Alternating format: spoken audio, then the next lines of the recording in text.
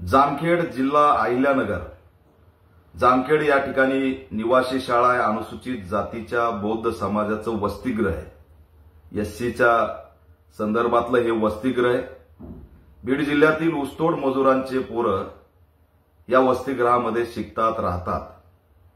पण जे विदारक व्हिडिओ मानवतेला काळिंबा फासणारा व्हिडिओ जो व्हायरल झालाय त्याच्यातली क्रूरता बघितल्यानंतर तळपायाची आग मस्तकाला जाते की सामाजिक न्यायाचं हे केंद्र त्या ठिकाणी कशा प्रकारे सामाजिक न्यायाला चिरडून टाकलं जातंय। व्हिडिओमध्ये मारणारे पोरं हे मोठे आहेत आणि मार खाणारे मुलं हे छोटे आहेत। अक्षरशः बेल्ट रॉड त्या ठिकाणी चापटा रिंगण करून या लहान लहान लेकरांना मारलंय। ते पाया पडतायत तरी हे मोठं तरुण ऐकायला तयार नाहीत। याच्यामध्ये जे फेल्युअर आहे ते शिक्षक कुठे आहे, मुख्याध्यापिका कुठे आहे, वार्डन कुठे आहे, सुरक्षा रक्षक कुठे आहे, सीसीटीव्ही कॅमेरे कुठे आहेत। ऊसतोड मजुरांचे लेकर आहेत म्हणून, दलितांचे वसतिगृह आहेत म्हणून तिथं काहीच सोयी सुविधा नाही। मुख्याध्यापिका फक्त अनुदान लाटण्यापुरतं मर्यादित आहे। या शाळेच्या सर्व कर्मचाऱ्यांची चौकशी झाली पाहिजे। अहमदनगर पोलीस अधीक्षकांनी तात्काळ दखल घेतली पाहिजे। सामाजिक न्याय विभागाच्या आयुक्तांनी धाव घेतली पाहिजे। राज्यभरातील बौद्धांचे जे वसतिगृह आहेत ते सगळे सीसीटीव्ही अंतर्गत सुरक्षित झाले पाहिजेत। सिग्नल कुणी तोडला याच्यासाठी आमच्याकडे सीसीटीव्ही आहे आणि त्याच्यासाठी वॉर रूम आहे। पण वसतिगृहात दलितांचे लेकर कसे राहतात, त्यांचं रॅगिंग सुरू आहे, ते तडफडतायत, मरतायत, त्यांना शिस्त लागते का, याच्यासाठी मात्र ना सामाजिक न्याय विभागात वॉर रूम आहे, ना आधुनिक सुरक्षा आहे, ना सीसीटीव्ही आहे। किती दिवस सामाजिक न्याय विभागाचे जे काही सामाजिक न्याय मंत्री आहे संजय शिरसाट, आपल्याला किती दिवस पाहिजेत आणखी? वसतिगृहांमध्ये ही जी अवस्था सुरू आहे ती तुम्ही बदलू शकला नाहीत। सामाजिक न्याय मंत्री म्हणून वसतिगृहांना सुरक्षित करू शकत नाहीत। असं जर होत राहिलं तर शिक्षण दलितांचे लेकर कसे घेणार हा प्रश्न उभा राहिलाय। याच्यामध्ये संस्थेचे जे काही मुख्याध्यापक, शिक्षक, कर्मचारी सगळ्यांवरती कारवाई झाली पाहिजे। सामाजिक न्याय विभागाचं आयुक्ताचं सुद्धा सस्पेंड झालं पाहिजे आणि मारणाऱ्या मुलांना तात्काळ अटक केलं पाहिजे। निरागस लेकरांना जनावरांसारखं मारलं जातंय। मुख्यमंत्र्यांनी दखल घेतली पाहिजे। रोहित पवार हा मतदारसंघ आपला आहे। कधी एखाद्या निवासी शाळेच्या सामाजिक न्याय विभागाच्या दलितांच्या लेकरांच्या वसतिगृहांना भेट दिली? अरे जनावरांसारखे ते राहतात। आमच्या राज्यात गोशाळा आधुनिकपणे सीसीटीव्ही फुटेज, सीसीटीव्ही मध्ये गोशाळा सुरक्षित आहेत, गायींची रक्षा होते, पण दलितांच्या वसतिगृहांची असणारी रक्षा होत नाही। त्यांना सोयी नाहीत, त्यांना सुविधा नाहीत, त्यांच्यावर लक्ष नाही। का तर ऊसतोड मजुरांचे लेकर आहेत, का तर दलितांचे लेकर आहेत। यात जातीवादाचा प्रश्न येत नाही। याच्यामध्ये शासकीय प्रशासकीय फेल्युअर आहे। हे त्या सामाजिक न्याय विभागाचा समग्र खरा चेहरा उघड पाडणारा हा चित्र आहे। अशा पद्धतीने वसतिगृहामध्ये स्थिती आहे।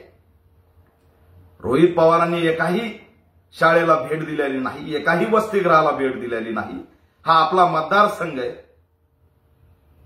कधीतरी वास्तविक वागणार आहे की नाही असा प्रश्न मी आमदाराला पण विचारतोय।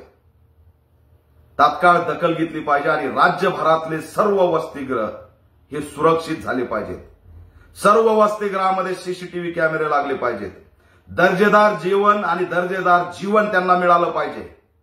आमच्या हक्काचा, आमच्या बापाने दिलेल्या हक्काचा सामाजिक न्याय विभागाचा निधी आहे।